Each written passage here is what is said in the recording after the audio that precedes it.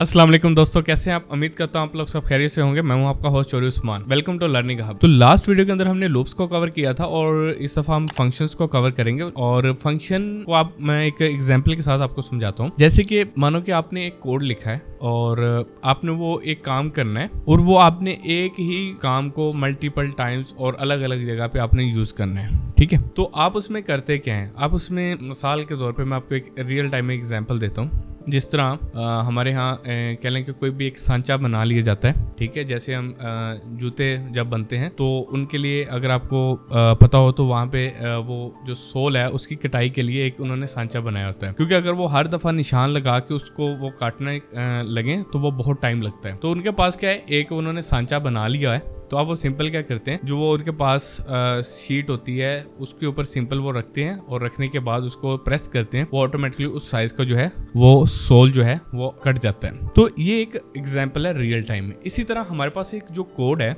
उसमें भी इसी तरह होता है कि हमने एक कोड को बार बार यूज करना होता है, तो हम उसको बार बार नहीं लिख सकते। तो उसके लिए हम क्या करते हैं, हम एक उसको एक जगह पे एक फंक्शन के अंदर लिख देते हैं। जब भी हमें जरूरत होती है तो हम उस फंक्शन को क्या करते हैं, कॉल करते हैं और वो कोड ऑटोमेटिकली जो है वो रन हो जाता है। तो उसके लिए मैं अभी आपको स्क्रीन के ऊपर लेके जाता हूँ। चलते हैं अपने लैपटॉप की स्क्रीन के ऊपर।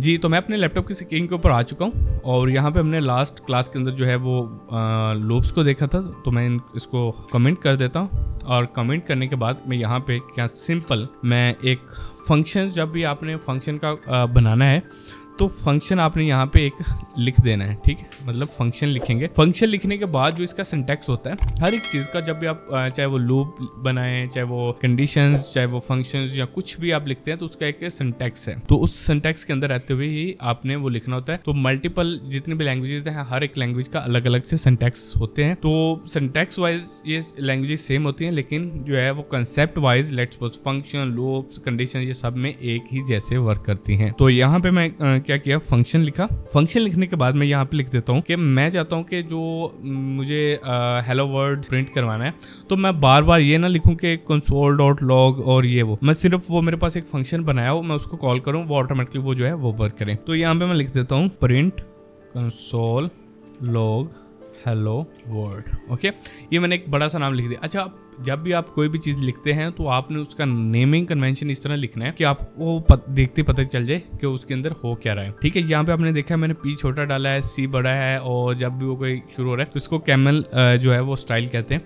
तो जब भी आप कोडिंग करें तो आप इसको यूज़ करें और इससे आपके जो है कोड वो खूबसूरत भी होता है और अच्छा भी लगता है और आपको पढ़ने में भी आसानी होती है। तो यहाँ पे आपने क्या करना है, सिंपल स्मॉल ब्रैकेट्स डालनी है। ये ब्रैकेट्स क्यों डालते हैं, जिस तरह ये एक फंक्शन इसके अंदर हम मैं आपको मजीद आगे जब हम फंक्शन को और इसमें पैरामीटर्स वगैरह पास करते हैं तो वो इसके अंदर हम छोटी जो ब्रैकेट्स हैं इसके अंदर पैरामीटर में पास करते हैं फंक्शन के अंदर। तो यहाँ पे ये इसकी बॉडी है। हर जिस तरह मतलब लूप है, लूप की भी अपनी बॉडी होती है, कंडीशंस की भी होती है, फंक्शन की भी होती है। तो मैं यहाँ पे लिख देता हूँ, अलर्ट कर लेते हैं। चलें, अलर्ट मैं लिख के कह देता हूँ, यहाँ पे हम लिख देते हैं जी हेलो वर्ड। ठीक है, और मैं इसको यहाँ पे कर देता हूँ, मैं यहाँ पे जो है वो भी लिख देता हूँ अलर्ट।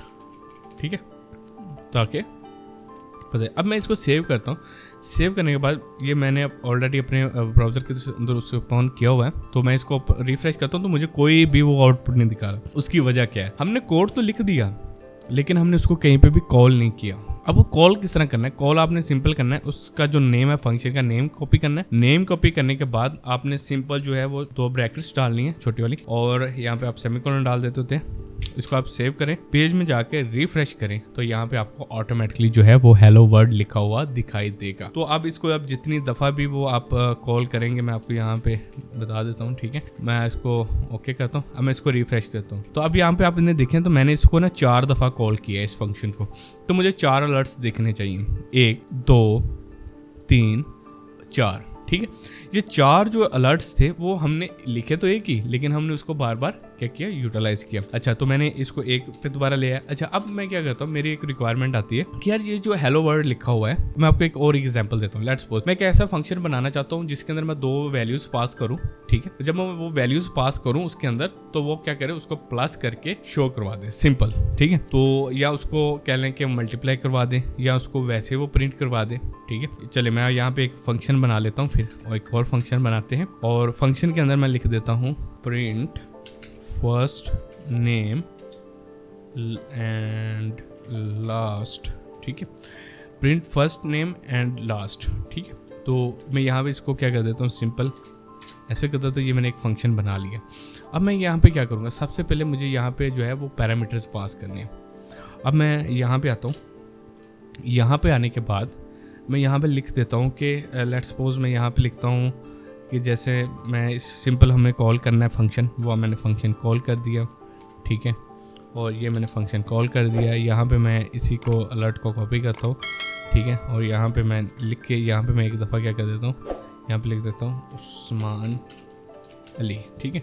अब मैं इसको लिखने के बाद मैं इस ऊपर वाले फंक्शन को एक दफ़ा क्या कर देता हूँ, कमेंट कर देता हूँ, सेव करता हूँ, रिफ़्रेश करता हूँ, आपको एक दफ़ा मिल गया उस्मान अली। अब मैं ये चारों में जब भी ये फंक्शन को कॉल करूँ तो ये उस्मान अली की जगह पे जो नेम लिखा हुआ है वो हर दफ़ा चेंज आए, मतलब जो भी मैं फंक्शन के अंदर नाम जी। तो हम जब इसको पेज को रिफ़्रेश करेंगे तो यहाँ पे जो है वो हमारे स्टैटिक जो हमने वो वैल्यू लिखी है वो हमें यहाँ पे वो क्या करेगा, शो अप कर देगा, ठीक है। तो अब हमें करना क्या है, अब हमें ये करना है कि यहाँ पे जो उस्मान अली के नाम पे कोई भी आए वैल्यू वो क्या है, कस्टमाइज्ड आए। तो मैं यहाँ पे लिख देता हूँ मोहम्मद उस्मान और मैं इसको रिफ्रेश करता हूँ तो ये वैल्यू जो है वो एग्जैक्ट प्रिंट नहीं होगी, जो हमारी स्टैटिक है वही शो होगी, ठीक है। तो क्योंकि यहाँ पे हमने उसको पास किया है लेकिन यूज़ नहीं किया, तो यहाँ पे मैं क्या कर देता हूँ, यहाँ पे हमने वैल्यू तो पास की लेकिन यहाँ पे हमें एक वेरिएबल बनाना पड़ेगा, यहाँ एक वो कह लें कि आप उसको जिसके अंदर हमारी ये वैल्यू पास होगी उसको हम यहाँ पे लिख देते हैं कि नेम, ठीक है। मैं इसको स्मॉल के अंदर लिखता हूँ नेम, और इसको हम क्या करेंगे, यूज़ करेंगे यहाँ पे, यस, ठीक है। इसको मैं सेव करता हूँ, रिफ्रेश करता हूँ, इसको ओके करता हूँ,